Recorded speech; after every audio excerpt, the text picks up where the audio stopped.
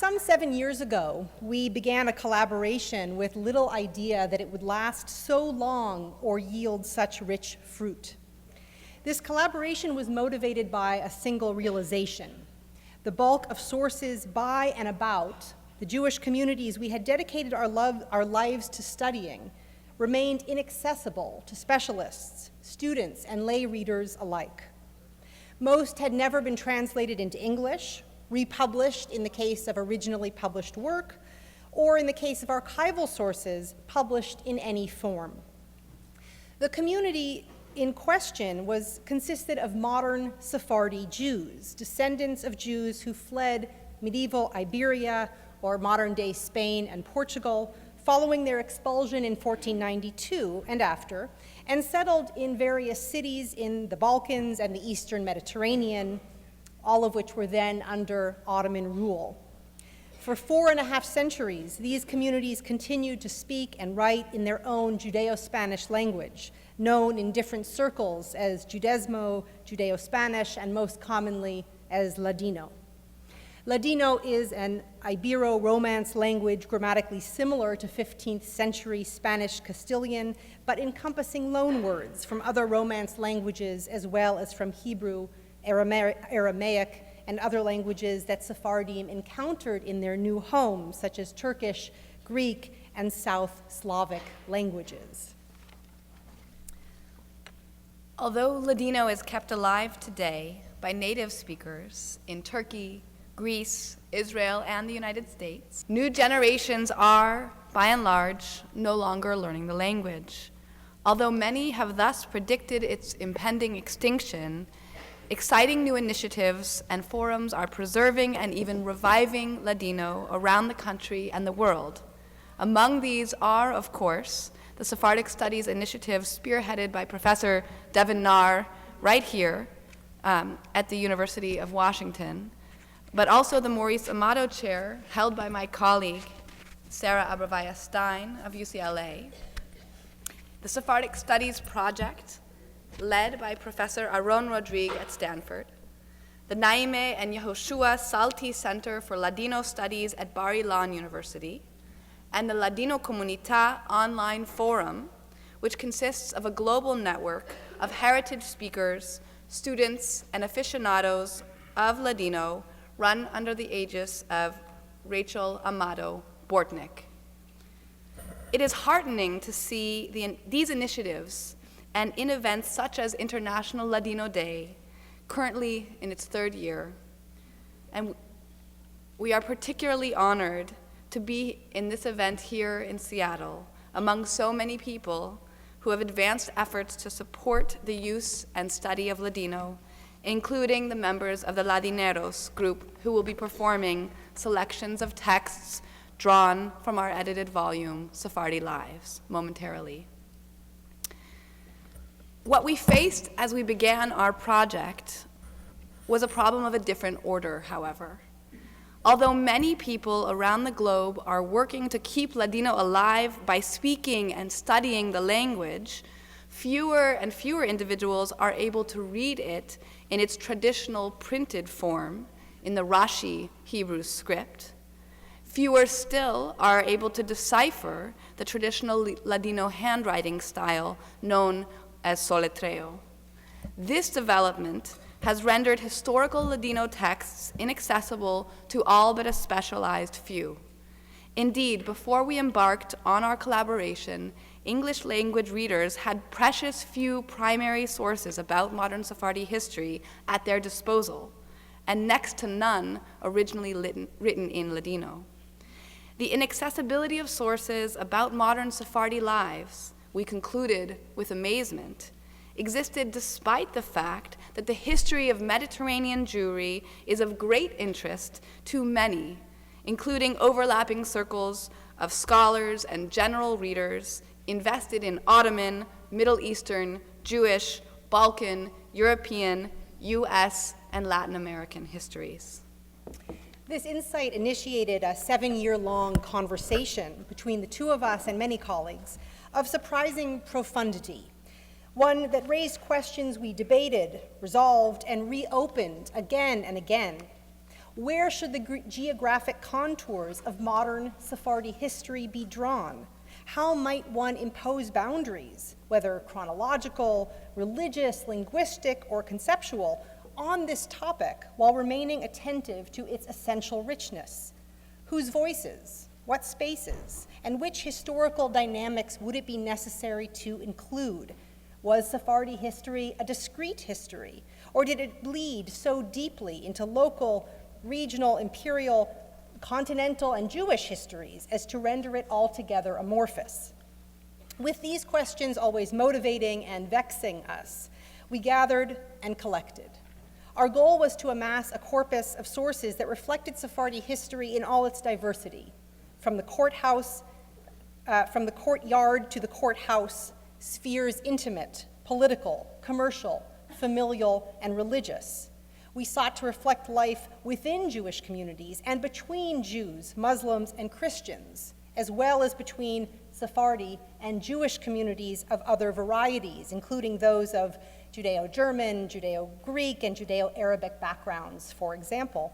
Finally, we wanted to depict Sephardi culture in times of peace and war, including the Holocaust, and in moments of cultural efflorescence and dramatic rupture, focusing on the Ottoman heartland of southeastern Europe and the Levant, but reaching across the Middle East and Europe and into diasporic contexts that spanned 4 centuries.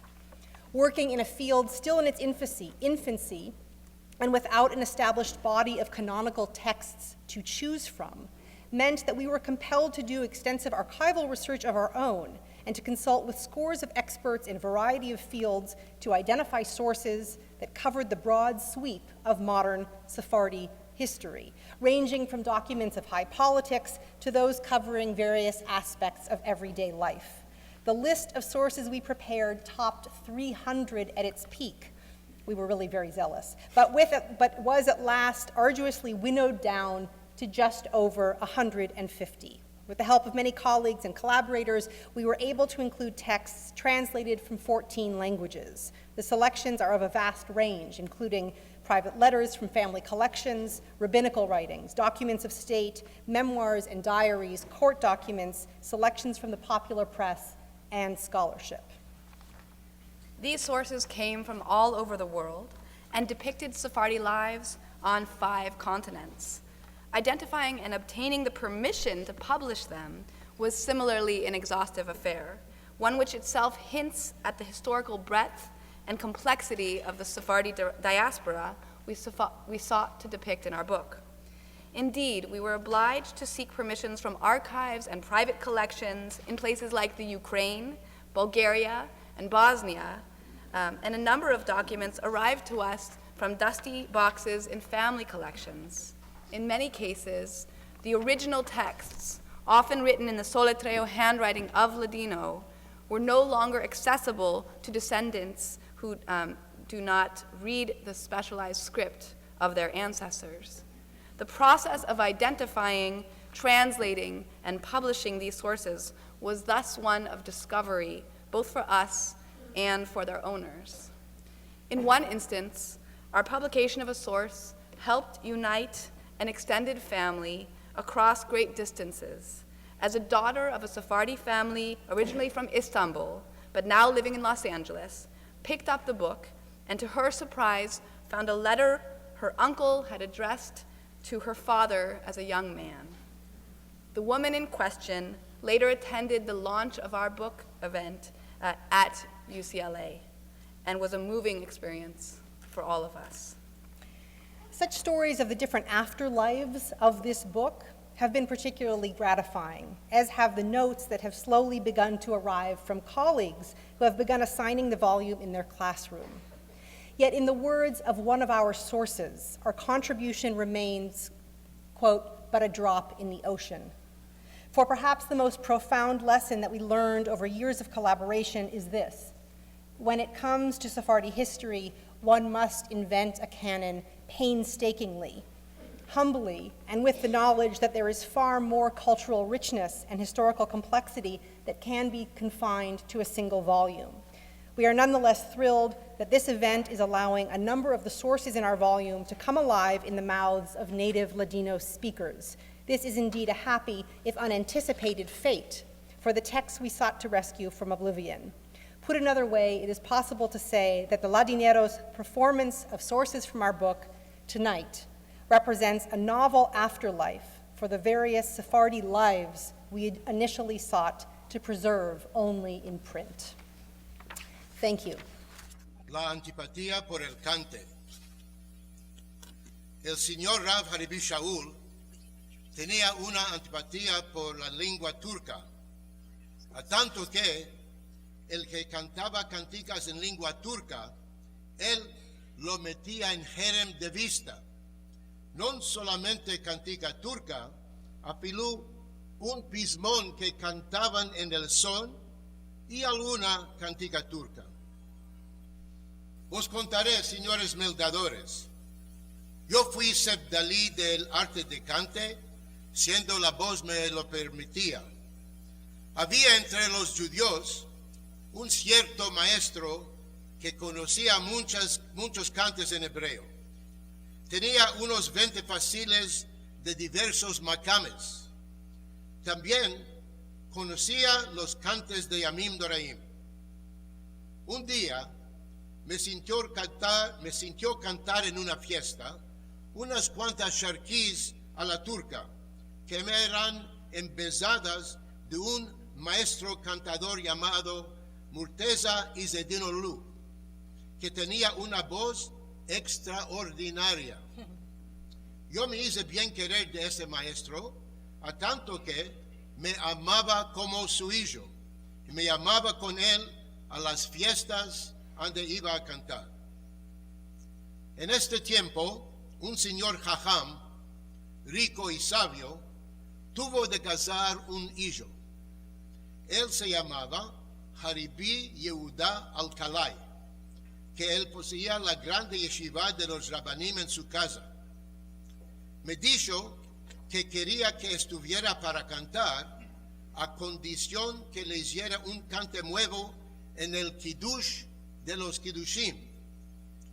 Adjunté a mi lado 5 mancebicos hermosos y se los hice meshkié. La Keilah estaba llena de todos los Rabbanim y Jajamim y de toda la aristocracia de Salónica. Cuando vino la hora de cantar el Kiddush, me aparé a la teva con mis colegas y canté un Kiddush del Makam de Huzam. El pueblo en la Keilah, a muchedumbre, quedaron todos inmóviles, siendo que era por la primera vez que sintieron cantar Kiddush con el son nuevo. Todos me felicitaron por la buena manera del cante del Kiddush, mas el señor Rav Haribi Shaul, que en sus días no tenía sentido cosa de cantar, no atinó el son del Kiddush. Cuando le demandaron si tomó has del Kiddush, el señor Rav saltó en alto diciendo: este rasha de ariete de la Keilah, cantar cantica en turco. Presto, andad, dicil de Haribi Yehuda que no lo puede tener a este rasha en la fiesta.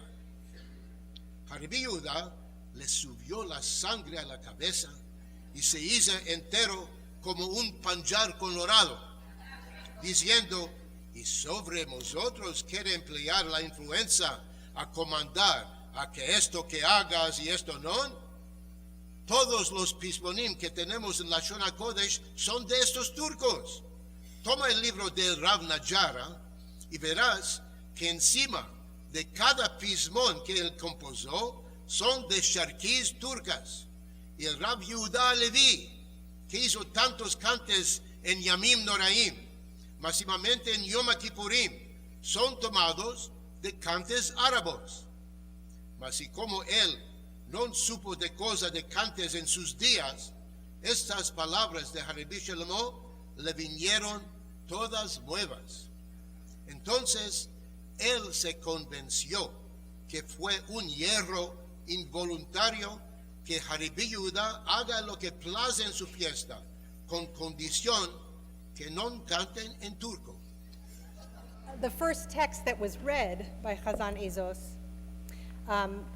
is drawn from the earliest known Ladino memoir, originally written in the late 19th century and recently republished in its entirety, both in transliterated Ladino and in English translation by myself and Aaron Rodrigue, with the help of a beautiful translation by Isaac Jerusalmi. Its author, Saadi Bezalel Alevi, who lived from 1820 to 1903, was one of the pillars of modern secular letters. Saadi, as he was known by contemporaries, was the founding editor of Salonica's longest-running Ladino newspaper, La Época, started in 1875, as well as the city's most popular French-language newspaper, the Journal de Salonique, established some 2 decades later in 1895. Although he originally wrote his memoir by hand in Solitreo, after his death in 1903, Saadi's sons published their father's memoir in installments in the Ladino newspaper he bequeathed to them. Later in the 1930s, excerpts of this memoir were again issued by another Ladino journal by the name La Acción of Salonica, demonstrating a sustained interest in the life of this pioneering Salonican Jewish publisher, musician, and writer. Although by profession a printer, Saadi was by passion a musician, composer, and performer. Distinguished Jewish composers like Saadi were an integral and highly integrated part of the Ottoman musical landscape. They trained and practiced with non-Jewish masters. The most distinguished of them, in turn, trained both Jewish and non-Jewish apprentices. In the passage you just heard, Saadi recounted the opposition of certain members of the Salonican religious establishment to his performance in a synagogue of traditional Hebrew prayer set in a Turkish musical mode. The episode was one of many that pitted the reformist-minded publisher against segments of Salonica's religious authorities, ultimately resulting in his excommunication, an event that haunted him for the rest of his life. So as many of you know, earlier this year, the Ladineros lost 2 remarkable members, Jack Varon and Lucy Benvenisti-Cavish. Now I'd like to welcome to the stage Jack's son, Rabbi Frank Varon, to sing Los Bilicos in Makam Hejaz in memory of our friends Jack and Lucy. Good evening, everyone, in Hanukkah Alegre. It's so nice to be here, and thank you for your very kind words in my father's memory, and of course in memory of Mrs. Lucy Cavish. It's hard to believe it was just a year ago. Both of them were on this stage as part of the Ladineros, but as God has plans, this is part of life. And I know many of you in this crowd knew my father and miss him as I do, and thank you so much for your very sweetness and kindness in mentioning him tonight, as well as Lucy. This pismon, or this song that I'm going to do this evening, is called Los Bilbilicos. And Los Bilbilicos is a Ladino romanza, and I'm trying to figure out really what the crux of the song, what the theme of the song is. I think it has multiple interpretations, or you can interpret it as you'd like. But it's Los Bilbilicos cantan, these birds, nightingales specifically, are singing, and someone has been love-stricken, and they want to hear these beautiful the chirping of the birds. We don't know why. Maybe it brings them comfort, or maybe the music, so to speak, that the birds are making with their chirping gives them comfort, or maybe they can identify with those tones in their feelings of love. And then it talks in the song that the birds continue to sing in a tree, some type of a floral tree, and those who are suffering from some kind of love loss are underneath that tree, listening to the birds and obtaining comfort.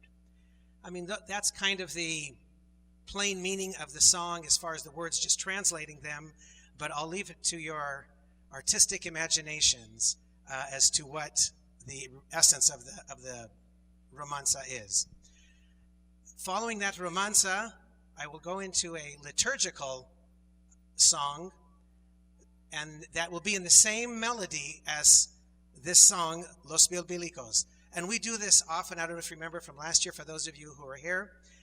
We do this often where we'll take a Ladino song and adapt it to something liturgical in the service.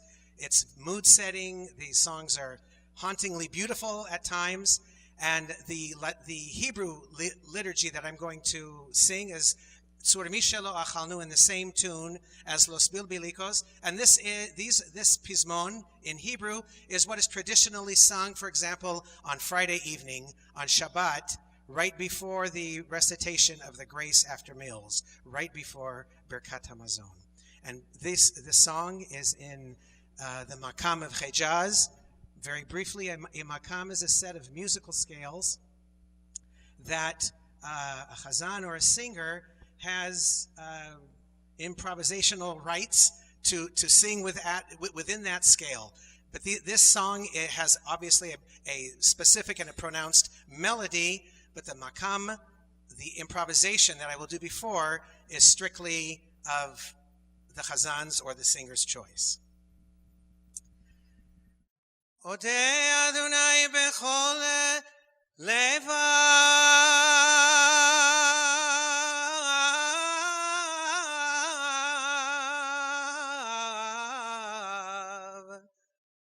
besod yesharim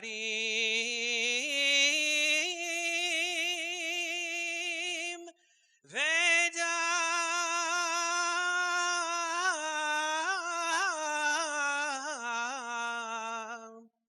Ode Adonai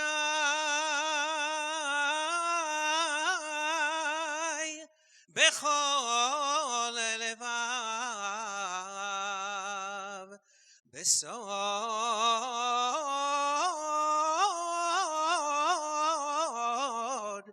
yesharim vedam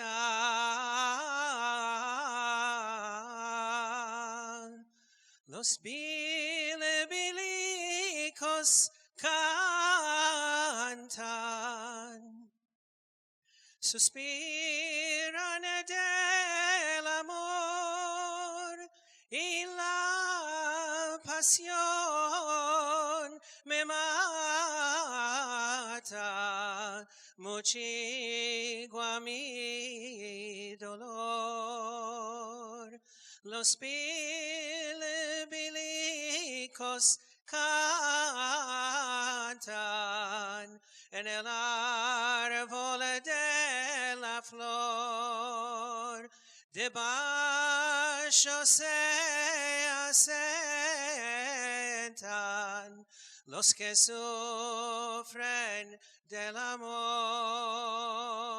Los Bilbilicos cantan en el árbol de la flor, debajo se asentan los que sufren del amor. Ode Adonai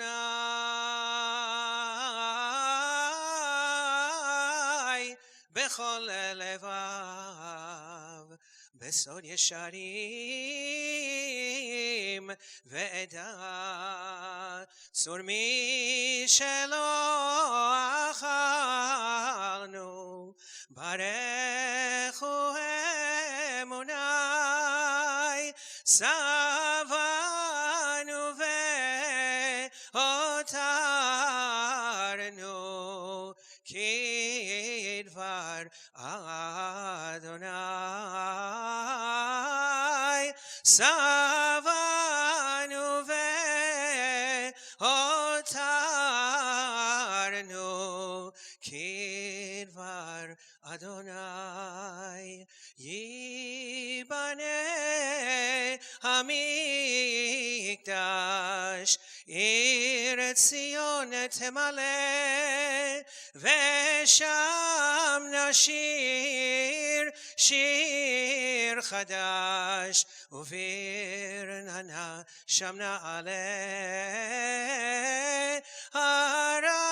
הרחמן הנקדש, יתברך ויתעלה, על כוס יין מלא, כברכת Adonai, los bilicos cantan, suspiran del amor, y la pasión me mata, muchigua mi dolor, y la pasión me mata, muchigua mi dolor. I want to introduce the next text that we're going to have performed by members of the Ladineros.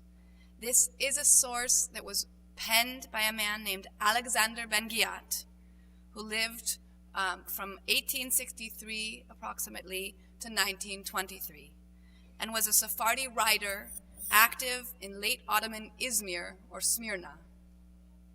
In his capacity as a Ladino poet and translator, Ben-Ghiat penned numerous original poems in Ladino and also adapted dozens of European classics for serialization in the Ottoman Ladino press, including works by Jonathan Swift, Harriet Beecher Stowe, and Victor Hugo. He was also the founding editor of Izmir's Ladino periodical El Meseret, which for some time also included one page in Ottoman Turkish, in recognition of Ben-Ghiat's commitment to strengthening the ties of Izmir's Jewish community with the Ottoman authorities who ruled over that city. The following excerpt, drawn from Ben-Ghiat's memoir, details his childhood years spent in the Meldar, the traditional Jewish primary school for Sephardi boys in the Ottoman Empire, often compared to the Cheder of Ashkenazi tradition. In its derision of his former teachers and their lessons, Ben-Ghiat's account echoes similar approaches taken by Eastern European maskilim, or Jewish enlighteners, for whom traditional Jewish schools were a favorite target of reformist critique. In this, we hear echoes of a global trope that developed among modern Sephardi and Ashkenazi Jews alike, showing the interpenetration of shared ideas and movements across geographic and sub-ethnic divides. Souvenirs del Meldar. ¿Tuviste vos estado en Chiques en el Meldar? ¿Hubo alguno de vosotros que ya quisiera a tener esta mazal y ventura? Yo estoy seguro que en meldando estas dos demandas todos vos vais a franquear y vais a decir que del todo no supisteis cuál fue meldar y que en la escuela solo vos engrandecisteis. Mas yo vos va a perdonar esta falsía o verdad y vos voy a decir cuál era el meldar y cuál se pasaba ahí. El meldar era una camarada adentro de un cortillo de vecinos, sobre bancos o en bajo, eran asentadas o amontonadas 60 o 70 criaturas, una más suya de otra, rascándose la cabeza al día entero, metiendo el dedo en la nariz, apretándose o arronchándose unos a otros y dándose pellizcos o mordiscos hasta que el hajam las veía y les gritaba, "Arorim", ממזרים, מהורמים.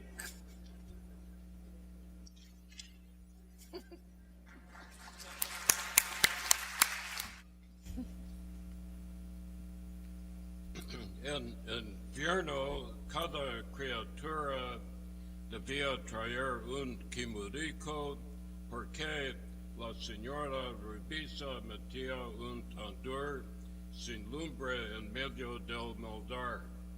Y mientras que los talmidim se iban a calentar, con ir mirando el tandur vacío, el señor Ahan, que tenía un tandurico con lumbre delante, era ocupado a tostarse el panecico y asarse el cascabalico.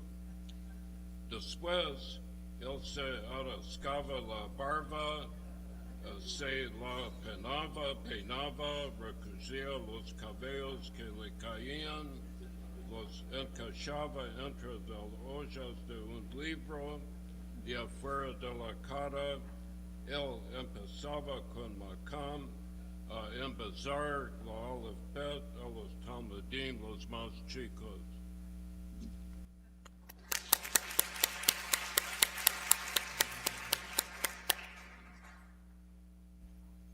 Avagar, los talmidim, grandes y chicos, que echaban y todos anuran, y van meldado echando gritos a los cielos. Y los turcos, que pasaban por la calleja, que oyen los gritos, y que no sabían cuál es, se mandaban a los otros, diciendo, Timaharami, Burasi.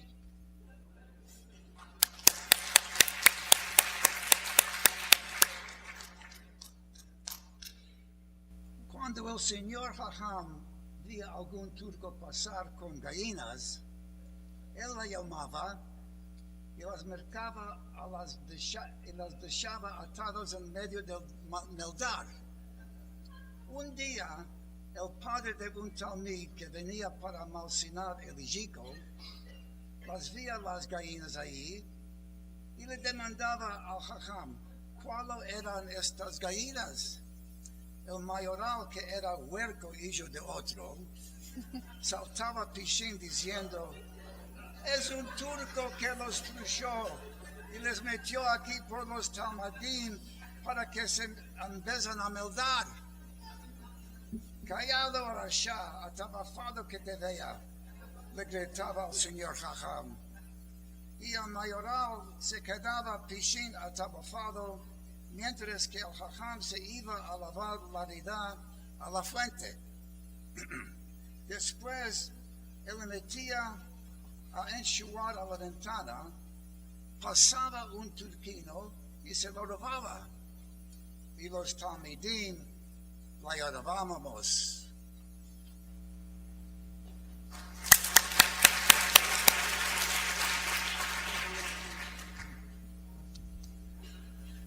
Esto todo que vienen de meldar se pasaba con mucho más daenda en los meldares de Izmir, Estambul, de Edirne, de Ankara, de Brusa, de Rhodes y de toda la Bulgaria hasta antes de la fundación de las escuelas de alianza.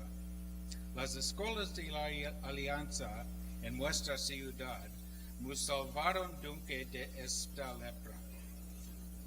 Actualmente, con la administración del director que tenemos, la vieja lepra retorna. No tienen que meterse una vez en frente de la puerta de la escuela de alianza y verán desorden y revuelta.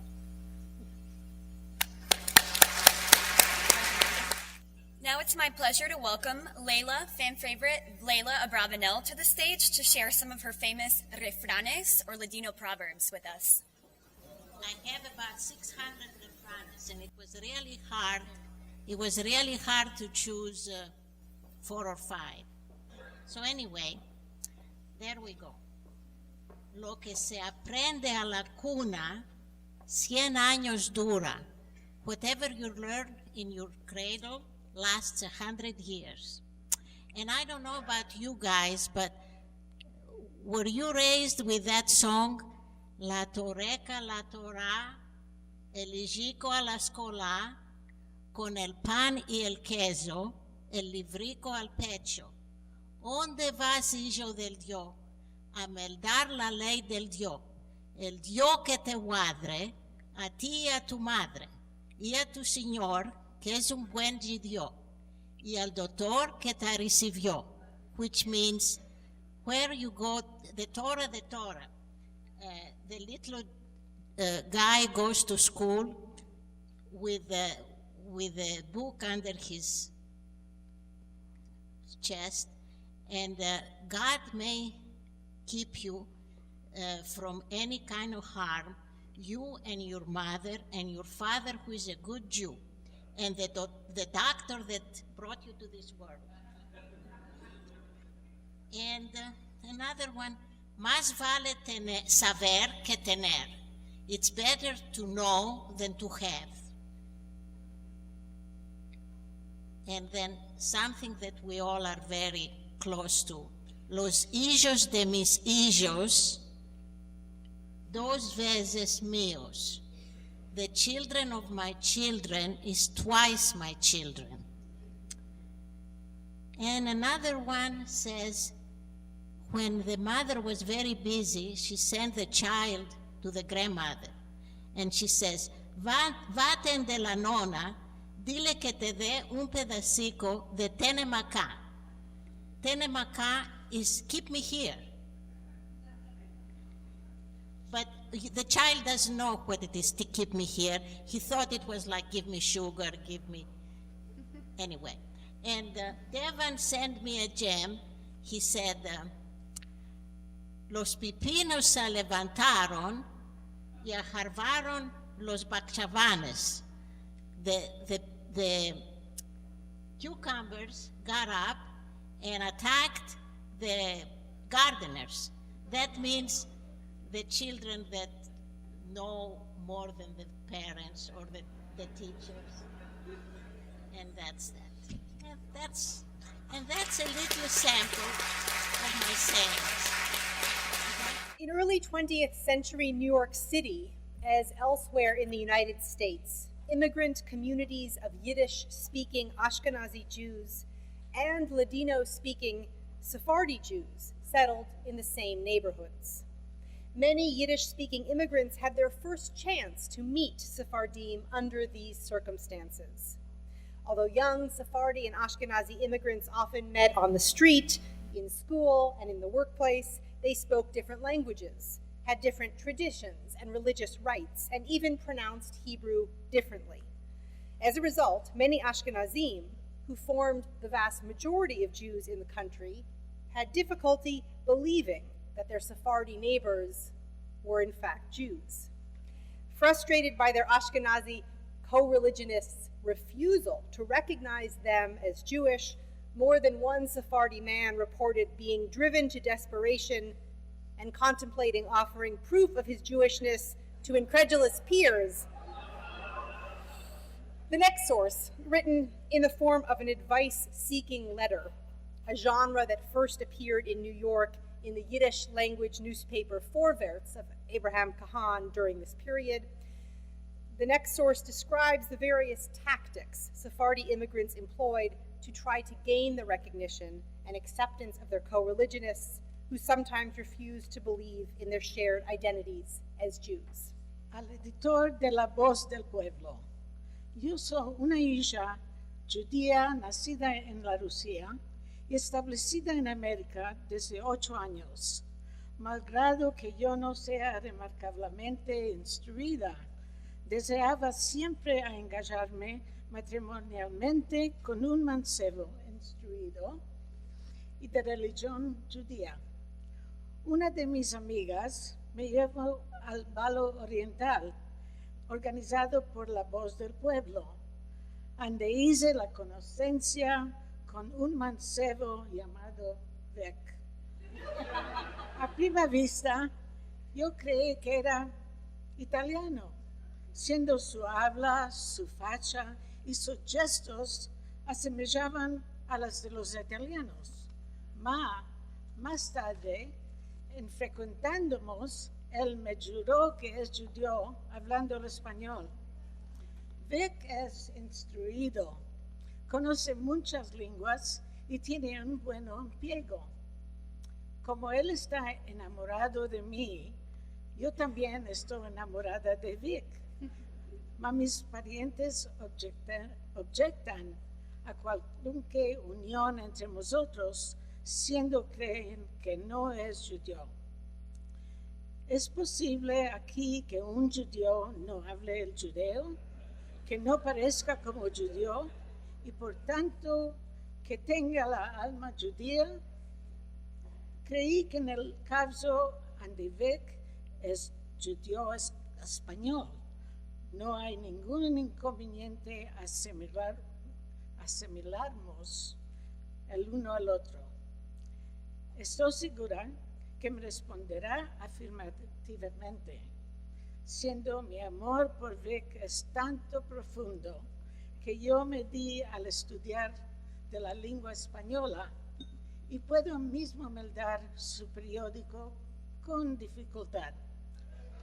Regraciándolo por su futura amabilidad, quedo su respetuosa Clara.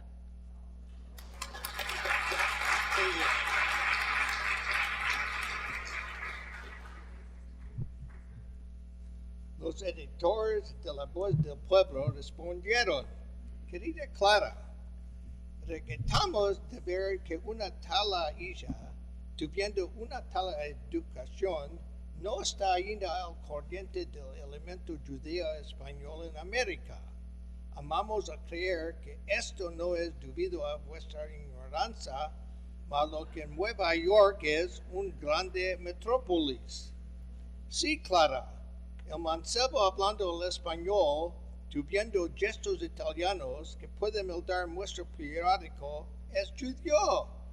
La lengua que vosotros habláis no es la lengua judía. Ella es el jargón Yiddish, como la muestra es el jargón judío español. No vimos ningún inconveniente en la asimilación matrimonial de los Sephardim con los Ashkenazim. Muchos son los ejemplos ante Sephardim con Ashkenazim, viven en la más grande armonía. Lo importante es que todos los dos tengan el mismo nivel de instrucción y sean capaces de adaptarse en uno con el otro. A new generation of Sephardi Jews settled in the Lower East Side, Harlem, and other immigrant neighborhoods in New York City. They encountered other migrant communities, including Spanish-speaking non-Jews from Puerto Rico and elsewhere across Latin America. In part because Ladino and modern Spanish are mutually intelligible, these encounters sometimes led to personal relationships or cultural affinities. Tensions, however, also could attend the meetings of Spanish and Judeo-Spanish speakers in the veritable Tower of Babel that was New York City, as is suggested by the pseudonymous letter by the Salonican-born Moise B. Sulam, editor of the Ladino newspaper La Vara, and author of its successful advice column, which echoed that developed by Abraham Kahan of the Yiddish Daily Forward, and, more recently, of the Dear Abby columns of our own day. When Spanish is no longer a Jewish language, regalada la vara de mi alma, por ande no es, cada que yo tome alguna postema, alguna sejorá y meraquía, a causa del descomporto de ciertas mujeres de las muestras.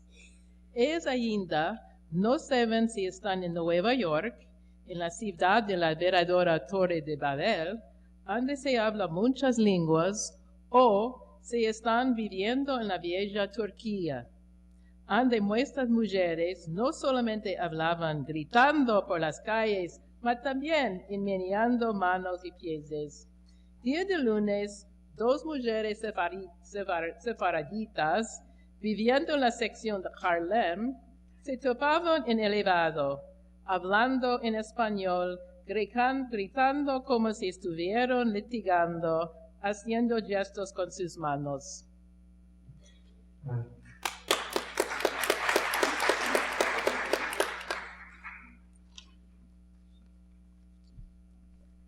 Una de ellas habló por una cuestión de marido con mujer y que ellas le debían contar a su amiga o muy a vagar o cuando se topaban a solas en sus casas. Aparte de esto, ellas empezaron siempre en español a burlarse de un hombre gordo que se topaba asentado frente de ellas y a decir por él unas palabras feas que te hiciera tapar los oídos. Todo caminó bueno, fin que las dos mujeres salieron a la estación de las 116 calles y se vieron detrás de un pincel de puertorriqueño al cual al principio no pagaron atención. Las dos anumes voltaron por Avenida Park cuando el puertorriqueño, acercándose súbito a su lado, después de saludarlas en español, invitó a todas las dos a venir a su casa.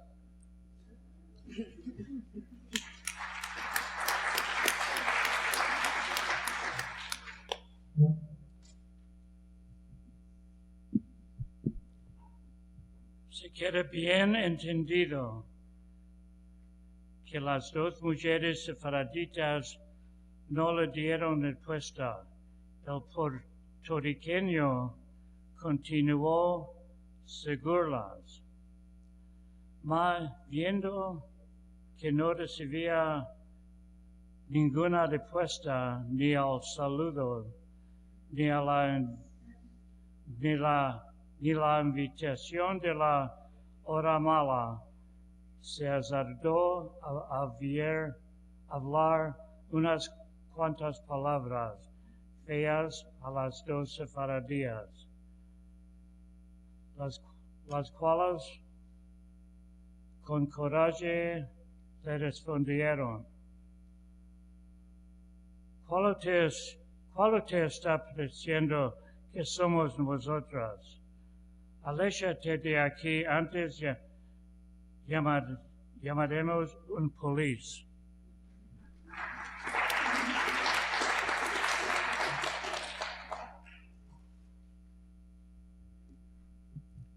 El puertorriqueño les dice: Excusad-me, señoras, si como cuando me topaba sentado al lado de vosotras en el elevado, sentí que estabas hablando en español, y yo creí que todas dos eras. Así diciendo, el puertorriqueño se metió a correr, antes que las mujeres no llamaran a algún agente de policía. Nueva York asemeja a la Torre de Babel. Aquí hay pueblos y gentes que hablan diversos lenguajes que, sin saber o pensar, pueden ser oídas, entendidas y acusadas de parte de desconocidos. Lo mejor de todo es el tener comporto en el hablar. I'd now like to welcome Ashley Bobman to the stage. Ashley is a senior here at the UW, and she's been working on translating her grandfather's writings, Albert Levy, or her great-grandfather, Tonight she's going to share an original poem with us called En el corazón de nuestra comunidad, and that's a reflection on the first ever Ladino Day in 2013. Here's Ashley. En el corazón de nuestra comunidad. Esperanza y alegría llenaron mi corazón cuando yo pensaba por 5 de diciembre. El primero de muchos días por nuestra comunidad y su salvación. Esta noche nos reunimos ayunados, todas las edades viniendo juntos, con el deseo de revivir ideas por nuestras futuras. Como Alberto Levy escribió, ayunados estamos, ayunados estaremos. Por el bien general nos sacrificaremos, dejará recuerdo perpetual. Nuestra comunidad existía por generaciones. En América nació en el siglo XVII, en Seattle desde 1902 y nos quedamos en todo el mundo. Este día no solamente nos recordará, mas todo el mundo, que nuestra presencia es fuerte, malgrado todos nuestros sufrimientos. Desde que nuestra comunidad allí se cayó. En el pasado éramos debilitados, viendo poco suceso, y nuestros números cayeron. Mas nuestra comunidad atenea, viviendo por años, trabajando daenda para engrandecer y prevenir nuestra desaparición. Mi bisnono lo dicho mejor. Es vuestro deber de levantarnos, todos los líderes las manos darnos. Laborar por el mismo motivo, porque el nombre Sephardi quede vivo. Ahora que tenemos este día, el 5 de diciembre el fiero, nos recordamos mismos, trayendo la atención de otros. Nuestra comunidad no esté olvidada. Before I turn to the last source, I feel that I must say that even the Academy Awards could not possibly be as well choreographed and executed as this complex performance of moving parts. So a hand, again, to not only the Ladineros, but our organizers.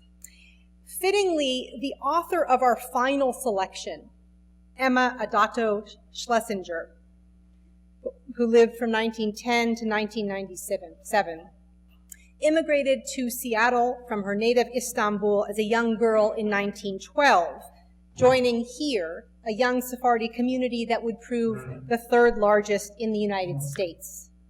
At the insistence of her mother, Ana Perahia Adato, both Emma and her brother Albert, who are pictured as young children on the cover of the book Sephardi Lives, which is an image taken with permission from the University of Washington Special Collections, both attended the University of Washington as undergraduates and went on to write some of the first master's theses in the field of Sephardic studies to be written for an American university. Emma Adato's was titled A Study of the Linguistic Characteristics of the Seattle Sephardi Folklore. And I will depart from my text to say how moved Julia and I are to have among us Richard Adato, Albert Adato's son, and Emma Adato's nephew.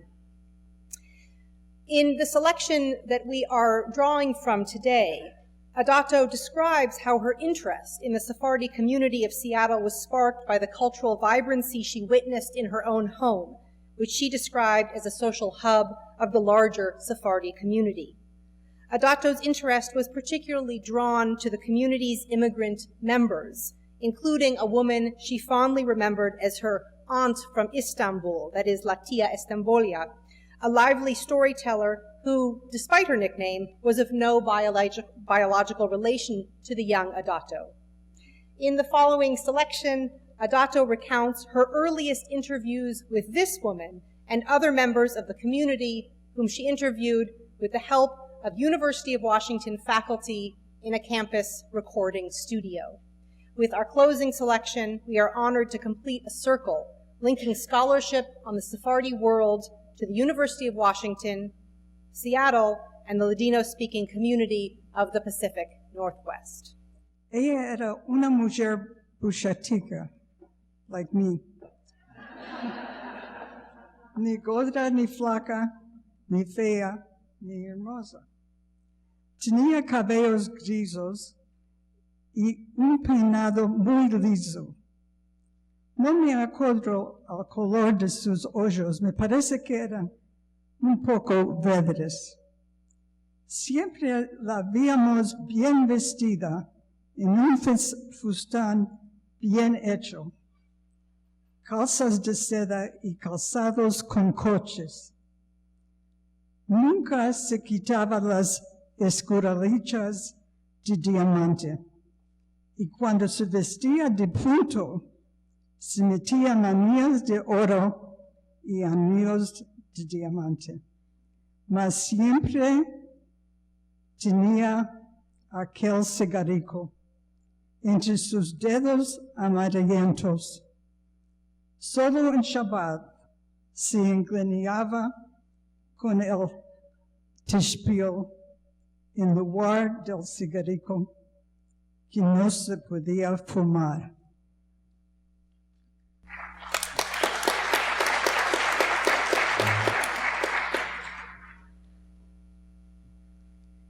Cuando ella entraba en nuestra casa, mi padre siempre corría para darle un cigarrillo y se lo encendía en una manera vistosa.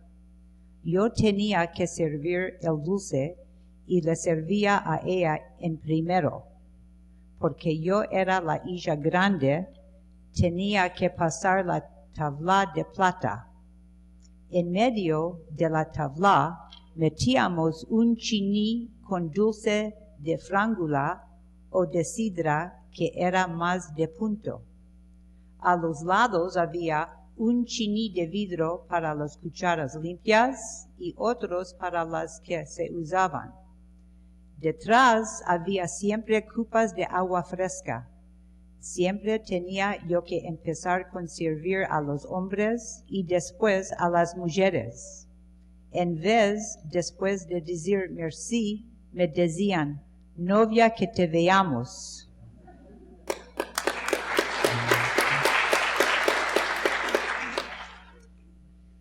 Mi padre no era el único que fue trabado a esta mujer aedada y sin hermosura. No sabíamos cómo describir esta calidad. Me parece que la palabra popular de hoy, el carisma, es más cercana para entender su calidad. La única cosa en que todos estábamos de una era que la tía Estambulía era la verdadera mujer de las 1001 noches, una Scheherazade. Después del café y del cigarrillo, había casi un ritual. Uno de los de casa tenía que empezar, así viva vida, que nos contes una conseja.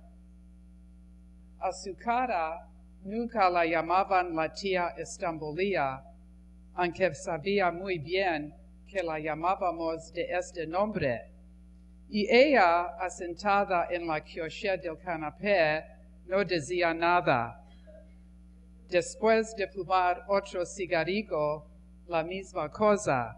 Así viva vida, que vos contes una conseja.